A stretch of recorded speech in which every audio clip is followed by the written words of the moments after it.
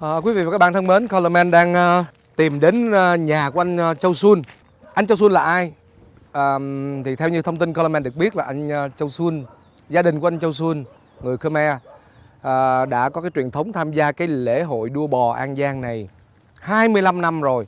Và theo như cái sự chỉ dẫn của người dân địa phương thì Coleman được biết là nhà anh Châu Xuân ở đây. Và Coleman đang tìm đường đến nhà và hy vọng ngày hôm nay Coleman gặp được anh Châu Xuân, trao đổi với anh, hỏi thêm anh về các cái thông tin của các lễ hội đua bò như thế nào. Chắc chắn Coleman tin rằng sẽ có rất nhiều điều thú vị. Ở đây nhà anh Châu Xuân nằm ở xã Tân Lợi, huyện Tịnh Biên, tỉnh An Giang. Và đây là nhà của anh. Bên ngoài thấy cả một cái hàng rào xanh xanh mát luôn, cây cối nhìn rất là thơ mộng, rất là yên bình ha. Ôi, có cả cái vườn cây vườn cây trái nó có đu đủ nè. Có đu đủ rồi có hình như đây mãng cầu nữa. Ồ.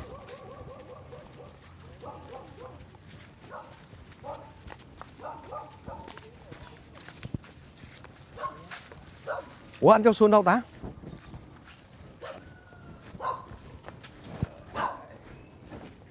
Dạ, em chào anh. Anh Châu Xuân phải không anh? Dạ. Nãy có các bạn trợ lý em gọi anh rồi. Dạ. Ủa, anh nhà anh ở đây hả? Dạ, nhà đây. Dạ. Ủa, nguyên cái mảnh đất này của nhà mình luôn hả? Dạ. Em tên Điền. Dạ. Em hay người ta còn gọi em là Coleman. Dạ. Em có kênh YouTube. Dạ. Chào mừng em. Ủa anh ngày mai là chính thức đua bò rồi phải không anh? Dạ, ngày mai. Dạ. Ủa rồi anh sao ngày mai anh có tham gia không? Anh ngày mai là có tham gia. Dạ. Em nghe một số người địa phương nói là anh là tham gia này hơn khoảng 25 năm rồi không? Dạ. Rồi năm nay anh có tham gia hả? Không, năm nay có. Có. Ủa rồi bò mình ở đâu anh? Bò giờ gửi nhà em gần chùa, gần sân đua rồi. Dạ. Gần sàn đua hả? Dạ. Vậy thôi chút xíu, em ngồi đây nói chuyện với anh chút xíu xong anh em qua bển ha. Rồi. Được không anh? Rồi, được. Sao? Ủa anh Cái này mà tụng mà cậu ấy tốt. mới vừa bước vào thôi Coleman thấy ở đây đang có Đây là gói bánh tét đang cúng đôn ta của phong tục dân tộc á. cúng đôn ta hả anh? Dạ. Đây cả nhà đang ngồi gói bánh tét để cúng cái ngày gì lễ đôn ta. Lễ đôn ta, lễ dân tộc Khmer hả? Dạ. Nó có liên quan gì tới cái dịp đua bò này không anh? Không à? Không. Bây giờ hồi từ ông cố ngoài là nó vậy, tới đôn ta phải gói bánh này mới được. Dạ. Rồi cái đôn ta là lễ đôn ta là rơi vào tháng mấy và nó là cái gì, lễ nó như thế nào? Lễ đôn ta cũng như là in là nửa năm cái gì nè, còn mà vô tuổi thì tới tháng 3. Dạ. Là mới vô cũng như là qua năm nay tới năm khác đó là tháng 3. Dạ. Còn cái này người dân tộc làm là nửa năm đó, nhưng mà Tết này cũng làm cũng lớn đó. Dạ. Rồi mình làm về mình bánh tét bao nhiêu cái anh? Thì cái này thường á cũng làm trên 30 cây. 30 cây bánh tét. Dạ. Để cúng hay là anh tặng cho? Không, cúng đem về trong chùa mình cúng. Đem vô chùa. Dạ. Ở đây anh đem vô chùa nào anh? Chùa Lăng Trái dưới chùa Mấy Á mình á. Nhưng chùa đó là chùa của người Khmer hay là chùa của người Khmer? Chùa Phật giáo, chùa Khmer. Người Khmer. Dạ. Chùa. Là mang 30 cây cứ làm xong mang vào đó cúng. Cúng. Dạ. Ồ, lễ đôn ta. Đôn ta là tên của vị thần hay là gì hay là đôn ta cũng không biết, nhưng mà hồi ông cố ông ngoại nó kêu Tết đôn ta thì cũng phải làm vậy, mà không làm không được. Dạ. Ông kiểu như là theo hồi xưa tới giờ đó. Dạ. Chứ mình không làm thì không được. Nhà nào cũng như nhà nấy à. Ở đây hai chị là gì? Đây con gái hả? Gái. Con gái anh lớn dữ vậy? Không, gái. Gái lớn. Còn đây là bà xã. Ồ, bà xã anh hả? Trời ơi. Đây là hai người phụ nữ tay mặt tay trái của anh Châu Xuân. Anh xin lỗi, anh có mấy cháu hả? 4 cháu. Yeah. Mấy trai mấy gái anh? Hai trai 2 gái. Ảnh giờ không biết anh có bao nhiêu con luôn, mình hỏi anh có mấy trai mấy gái, anh ngồi anh suy nghĩ. Không. Vậy là còn rơi rớt đâu nữa, nghi quá. Không có đâu. Thôi em nói đùa thôi. Dạ. Nhiều lúc tự nhiên mình hỏi bất chợt, giờ anh hỏi em có mấy con em cũng không nhớ. Con dạ, giống y như anh luôn. Dạ. Bởi vậy hồi lúc mà đi Hà Nội đó ra cho cũng hỏi gì gì này mà không biết đường tính, không biết đường trả lời luôn. Dạ. Nhưng mà hồi cái năm đó mừng quá, nghe người ta nói Hà Nội xa đó. Dạ. mà được đi đem hai bò đua tới ngoài Đông Mô Sơn Tây á, thì cũng mừng quá, mừng mới biết Hà Nội là Chắc các bạn nghe không kịp ha, để Coleman nói lại chút xíu là đi Hà Nội mà người ta hỏi không biết đường trả lời. Đó, đua ra tới Đông Mô Sơn Tây. Đông Mô Sơn Tây. Dạ. Đồng Mô Sơn Tây hả? Ủa Đồng Mô Sơn Tây có cái lễ hội đua Có một cái lễ hội đua bò rồi đó ha. Dạ.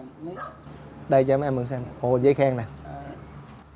Nhưng mà cho bà xã đứng tên làm chủ bò, còn mình tài xế là À, mình lái bò. Bà xã anh tên là Nang Foley hả anh? dạ, dạ. Chị Nang Foley. Tái hiện lễ hội đua bò trong lễ đại đoàn kết. Ồ, từ năm 2013 rồi. Dạ, dạ. Wow. Nhưng mà kỳ đó đi đua bò mình thắng không anh? Thắng. Bò mình thắng luôn. Thắng luôn. Được giải nhất. Đại giải nhất luôn. Dạ, dạ. Ồ, vậy là bò phía Bắc đua không lại bò phía Nam? Thua. Thua. Nói chung ở ngoài đó là đứng không có dính như mình ở đây. Dạ. Đứng là nó té. Dạ. Rồi đợt đó chợt lắm, rồi mình quen đứng ở đây thì xuống đó cũng được. Dạ, dạ. 9%. Dạ. Rồi ông giám đốc của tỉnh An Giang mừng quá, ông nói ông làm việc trên 20 mấy năm chưa được bằng khen, rồi do Châu Xuân đi ngoài Đồng Mô đó được bằng khen. Mà Châu Xuân này tham gia bò đua này nói ngay cũng năm nào cũng có. Dạ. Mà thua thì nó ít, ăn thì nhiều. Thua thì nó ít, ăn nhiều. Nhưng mà không có chuyện gì xảy ra với người ta. Dạ. Trọng tài nói thua gì mình về không có dạ, vui vẻ thôi chứ không. Dạ. Dạ, không có cái cử với người ta.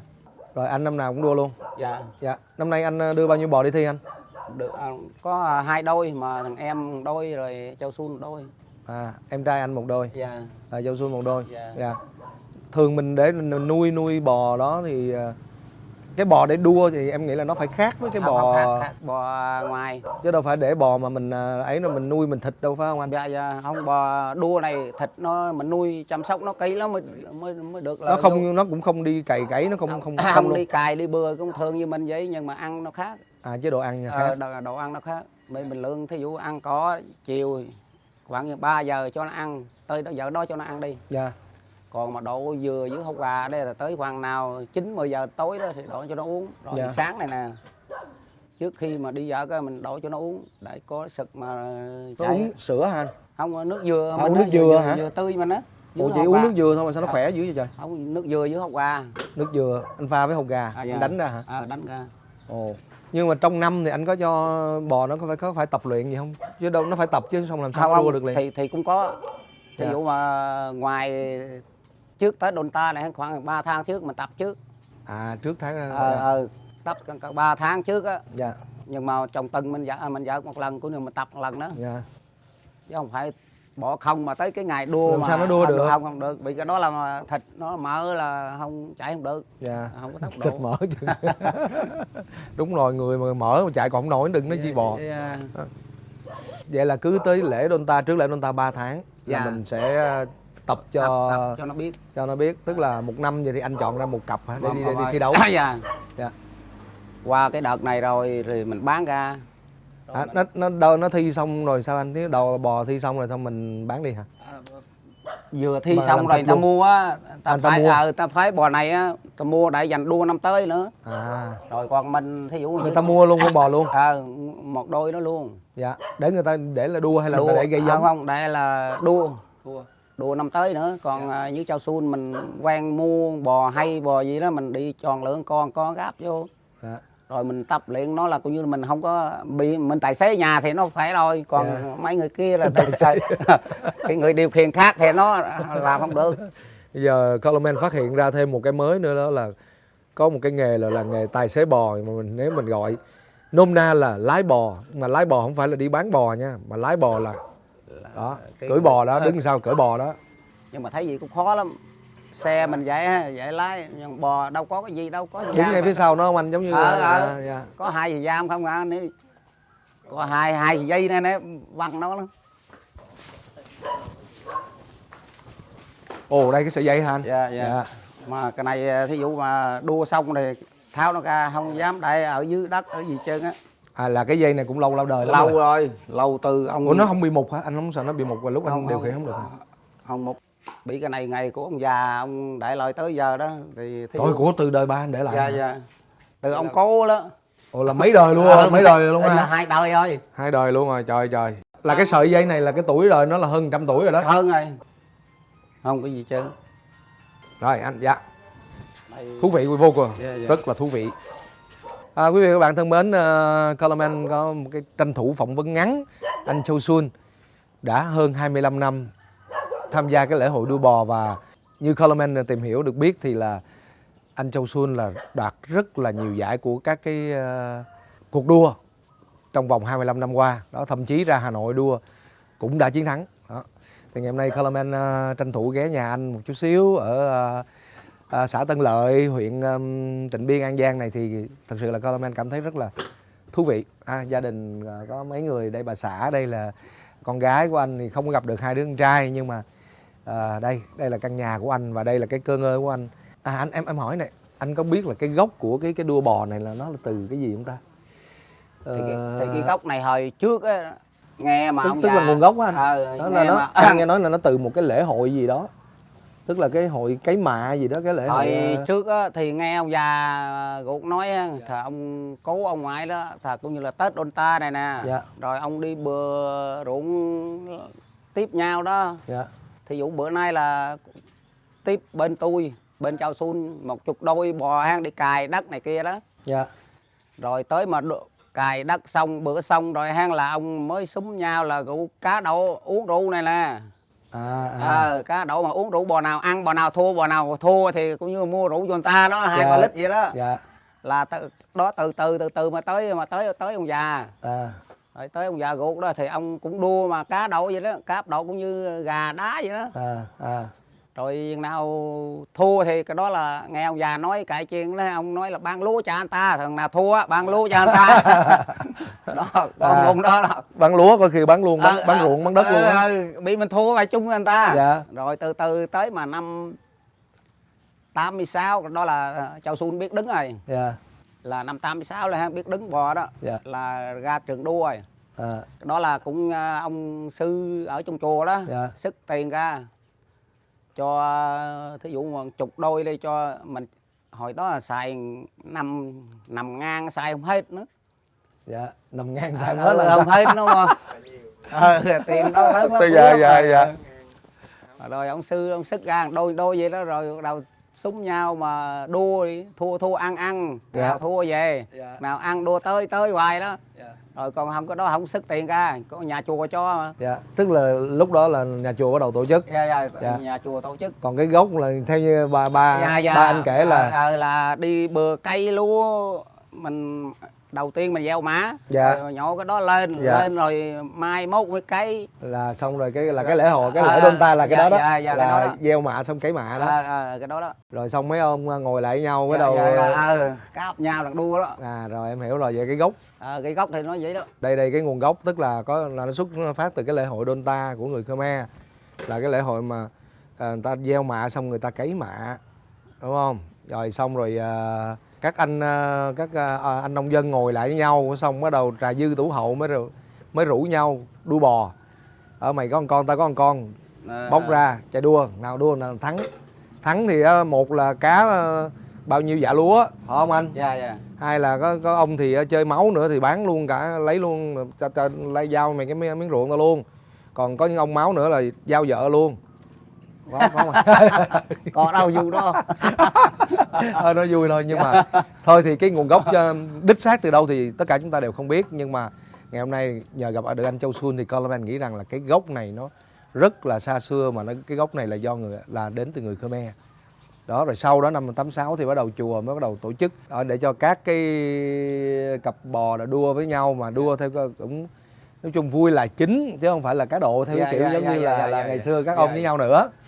Đó, và từ đó thì cái lễ hội đua bò, nói lễ hội thì nghe nó lớn, nhưng mà cái ngày hội đua bò nó rơi vào cái thời điểm cái tháng 9 tháng 10 này, phải không anh? Tháng Đôn Ta này nè. Tháng Đôn Ta. Dạ. Rồi thôi chắc bây giờ mình di chuyển đi qua bên chỗ đi qua chỗ anh gửi bò, đúng không anh? Để qua đó mình coi cái ảnh cho bò ăn cái gì, uống cái gì mà bò chạy nhanh như thế, mà bò năm nào của ảnh cũng thắng. Năm nay cũng chúc cho anh Châu Xuân tiếp tục chiến thắng ha. Quý vị và các bạn thân mến, Coleman đang theo chân anh Châu Sun để đi sang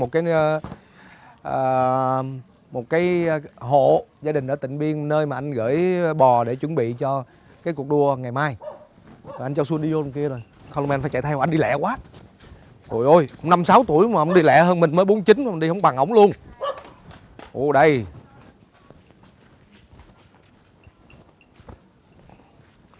Có vẻ như đây là hai chú bò đua của anh Châu Sun thì phải, chắc có vẻ vậy quá. Phải không anh? Dạ dạ.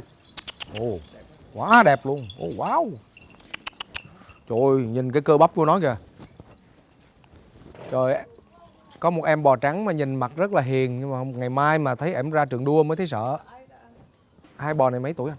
Hai bò này cỡ 10 tuổi rồi. Ôi cái sừng nó kìa. Đó, đây.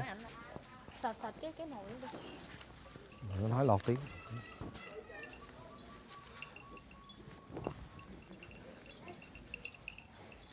Ủa Châu Sun, cái này là gì anh? Lúa mà nấu. Rồi ai áo đỏ đi ra. Đừng ghẹo nó. Nguyên tắc là khi gặp bò là những người áo đỏ là tránh ra chỗ khác, không là bò hút. Nhớ nha. Áo vàng thì ok. Chắc là hôm nay Coleman mặc bộ đồ đỏ, nhưng mà mình sực nhớ là mình sẽ đi giao lưu với bò, cho nên mình mặc áo vàng. Nhưng mà thấy nó cũng lạng tới mình hoài à.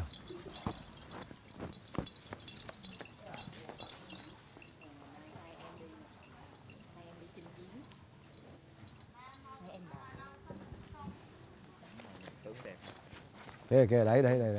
Ồ, wow. Quý vị và các bạn thân mến, anh Châu Sun đang mang cái bừa này ra, và cái bừa này sẽ đeo vào cho hai chú bò đua của chúng ta ngày mai.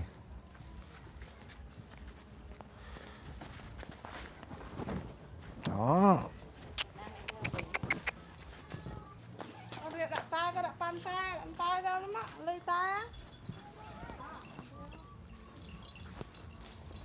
Rồi, anh Châu Sun bắt đầu cột bò nè mọi người.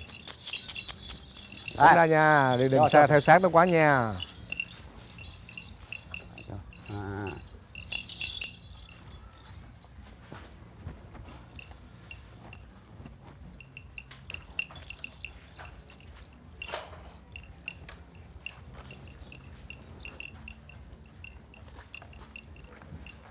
Đây quý vị và các bạn thân mến, anh Châu Sun đang chuẩn bị cột hai chú bò vào cái bừa. Trên cái ngọn bừa mọi người có thấy có một cái cờ màu đỏ ha.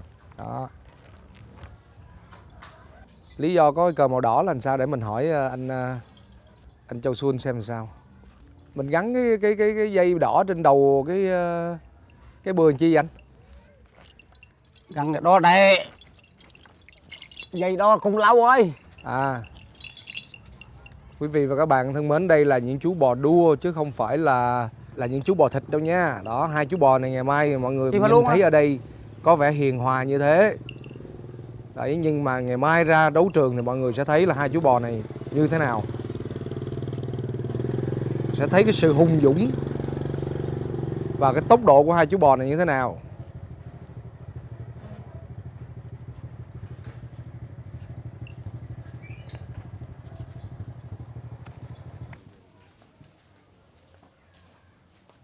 Rồi, anh ai mà Sun, cắt đâu. anh Sun đang mang dừa ra. Đây giống mọi người biết dừa để làm gì không? Đây dừa này để pha với lại trứng gà để cho các chú bò đua của chúng ta. Đây là em của có. Ồ, em của anh hả? Dạ, em Châu Sun. Anh tên gì anh? Chọc con đó. Dạ. Chọc con. Chập con hả anh? Con. Dạ, chập con. Là anh này cũng có một cặp đó phải không anh? Dạ.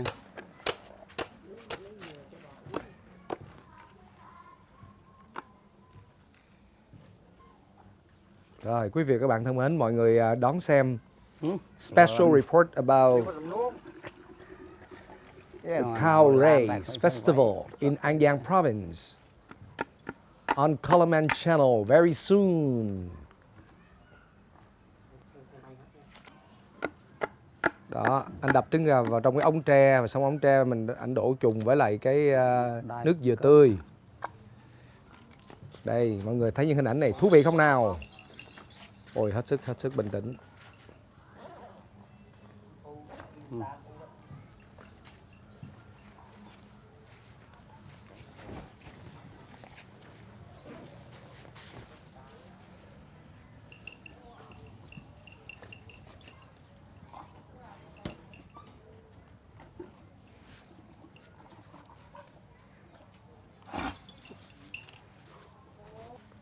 Đừng gần nữa quá em.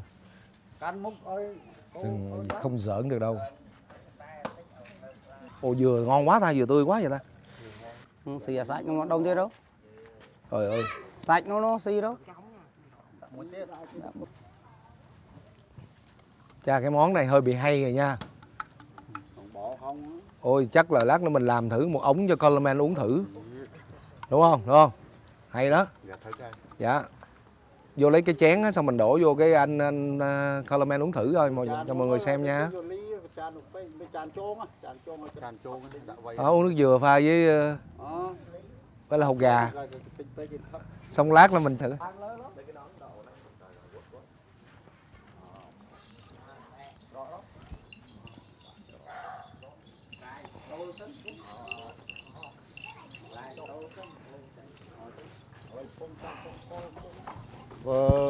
Có lúc mình đôi không là sắn một đôi nhưng prap cái ta mà phù môi cao thế. Chạm vào bò và một chú bò đua 10 tuổi. Rồi chúc em ngày mai coi như là chiến thắng nha. Trời, mình cảm giác giống như là cặp mắt chú bò này đang liếc về mình á, đang nhìn mình á. Trời ơi, cái lông nó mướt lắm nha. Trời ơi, mọi người nhìn thấy nè. Cơ bắp này thấy không? Trời ơi. Cái nào Không lắm, thấy vậy là thấy đậu cái này vô là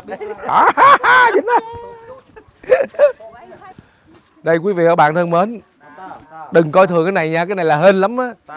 Hên chứ không phải là dễ gì mà. Dạ để đem. Dạ đem. Đừng để em làm chứ. Không sao, no problem. Bò ăn cỏ không à. Có cái gì đâu mà lo.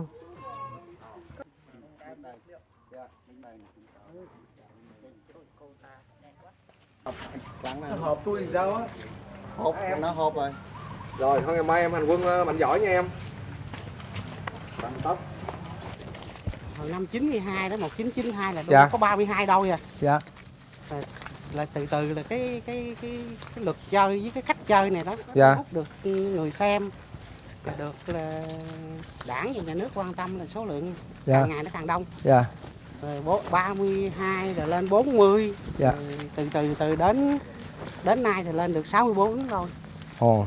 Còn sơ lược dòng loại Chứ từ nó rất là cách nhiều đây đôi. 26 năm là chỉ có 32 đôi. 32 đôi. Ồ. Rồi từng bước nó từ nó tăng lên. Của anh nhưng mà em nghe nói là kiếm bò đua cũng khó lắm phải không anh? Khó chọn có cái đôi bò đua là phải trong cái quá trình tập dượt. Mình tại vì năm nào mình cũng đua cho nên mình kiếm người nó kiếm bò hơi khó hả? Con bò là một yếu tố. Dạ. Cái người điều khiển là một yếu tố nữa. Dạ. Cái người điều khiển nó quan trọng hơn. Dạ. Tại vì mình điều khiển xe thì nó dễ rồi. Dạ. Điều khiển con bò thì con vật mình thừng đó. Tại vì nếu mà 64 đôi tức là phải có 64 người điều khiển. 64 người điều khiển chính và 64 người điều khiển phụ. Ví dụ trong quá trình mình đua như này có lỡ ngã té hoặc là sức khỏe bệnh yếu hoặc là chấn thương gì đó là người phụ. Người phụ là sẽ lên thế là đứng cái đầu bò đó. Dạ. Quý vị và các bạn thân mến, Coleman đang có mặt tại trường đua ngày mai. Ở ngày mai nơi đây sẽ diễn ra cái lễ hội đua bò Bảy Núi An Giang nổi tiếng khắp tất cả các vùng miền trên cả nước.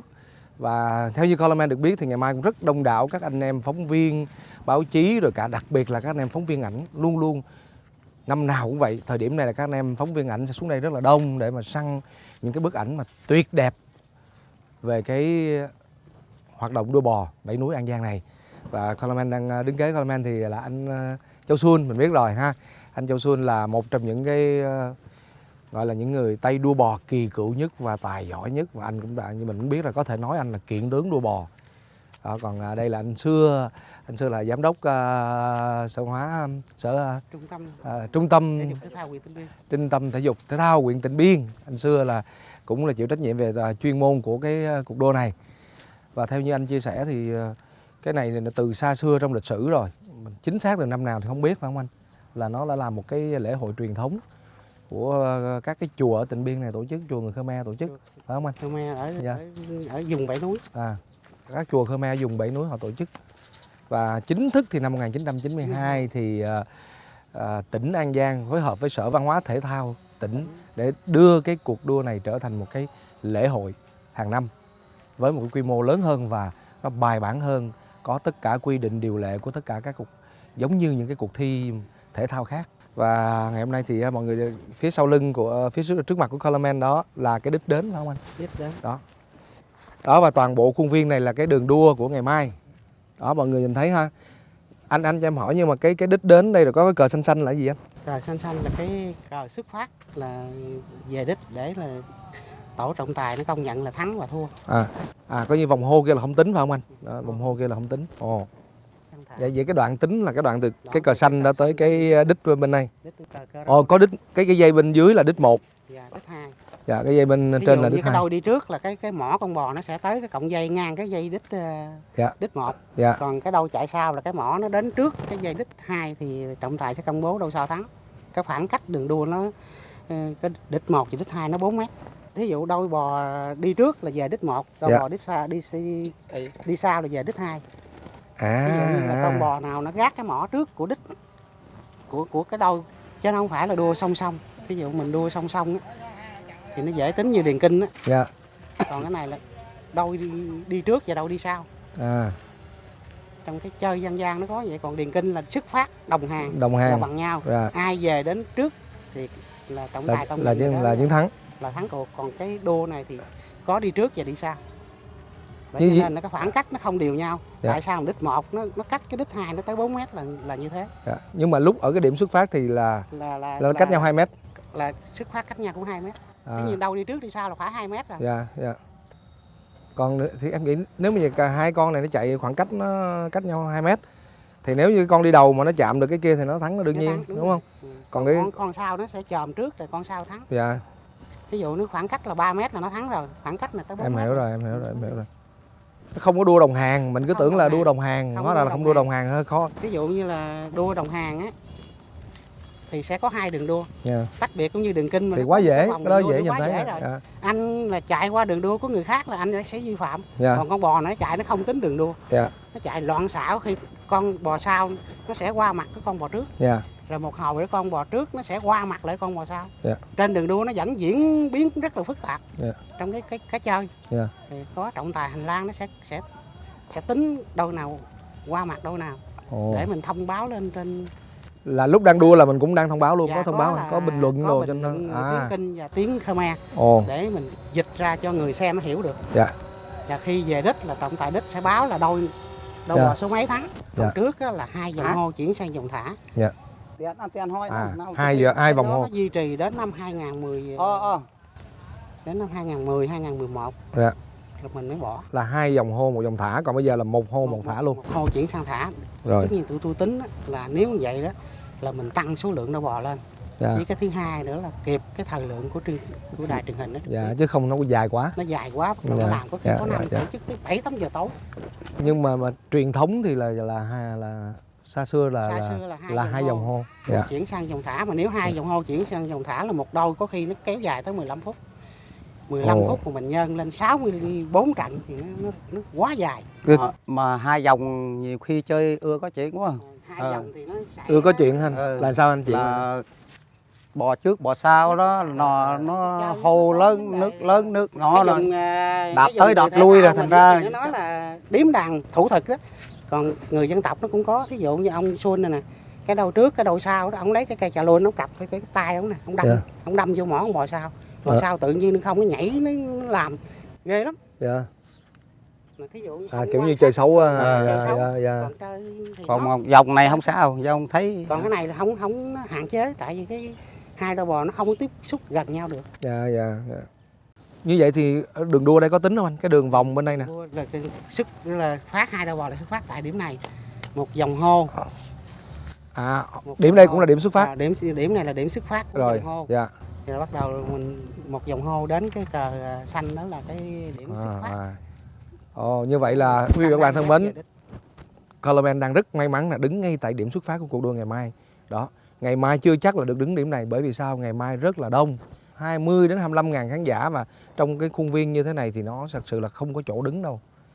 Hy vọng là ngày mai thì với sự giúp đỡ của anh Xưa rồi ban tổ chức thì hy vọng rằng Colorman cũng sẽ tìm được một cái vị trí để mà đứng chứng kiến cái cuộc đua bò, có thể nói là đối với Colorman là lịch sử trong cuộc đời. Ủa anh ơi, nói năm nay giải thưởng sao anh? Giải thưởng, tổng giải thưởng hết tương đương 110 triệu. Dạ. Cái giải nhất là giải nhất khoảng 30 triệu. Là giải bằng tiền hay là giải hiện? Với cộng thì hiện vật một chiếc xe quay Vanpha. Một chiếc xe quay Vanpha với lại tiền mặt. Bên cạnh nó kèm theo một số hiện vật của đơn vị tài trợ thì mình không tính. Dạ. Ví dụ nhà tài trợ cho cái đó là người ta quảng cáo thương hiệu người ta, là còn cái ban tổ chức phải lo tiền cho mấy ông này thưởng. Dạ. 4 giải nhất, nhì, ba, tư, kèm theo là 4 giải khuyến khích. Dạ. Tuy nhiên mình tăng cái số lượng lên để cho họ tích cực tham gia đó. Dạ. Cuộc đua này là duy nhất trên toàn Việt Nam luôn, và mà là một cái cuộc đua xuất phát từ một cái lễ hội truyền thống. Cái lễ hội truyền thống là nhân cái ngày lễ Donta của người Khmer, đúng không anh? Dịp Khmer. Lễ Donta tức nếu như mà người Kinh mình nó có cái ngày lễ Vu Lan vào tháng 7 tháng 7 âm lịch, thì cái lễ Donta mình cũng có thể là hiểu là cái lễ báo hiếu giống như là cái lễ Vu Lan của mình. Đó. Người Khmer họ có cái lễ hội Donta là cũng là một trong những cái lễ hội lớn nhất của họ trong năm, và cũng là giống như cái lễ hội lễ báo hiếu Vu Lan của mình. Mình thì rằm tháng 7 vào tháng 7 âm lịch, còn họ là vào cuối tháng 8 đầu tháng 9 âm lịch. Colorman nhớ chính xác 28 tháng 8 đến 1 tháng 9 âm lịch. Âm lịch đúng. Ủa anh ngày mai có sư chùa ở đây không? Có chứ, mình mời 24 là cái chùa là ở trong viện mình vậy hết. Mời Dạ. 24 ông sư về. Dạ. Tất nhiên mình phải có dành một cái khu vực riêng cho sư ngồi. Quý vị và các bạn thân mến, ngày mai thì chúng ta sẽ lại tiếp tục trở lại với cái buổi thi đấu chính thức của lễ hội đua bò 7 núi An Giang, và đây Colorman sẽ là fan của đôi bò của anh Chao Sun, ủng hộ anh Chao Sun nha, tại vì mình chưa gặp các đội khác, nhưng mà hai anh em có duyên, có duyên mình ủng hộ anh mai chiến thắng tiếp. Yeah.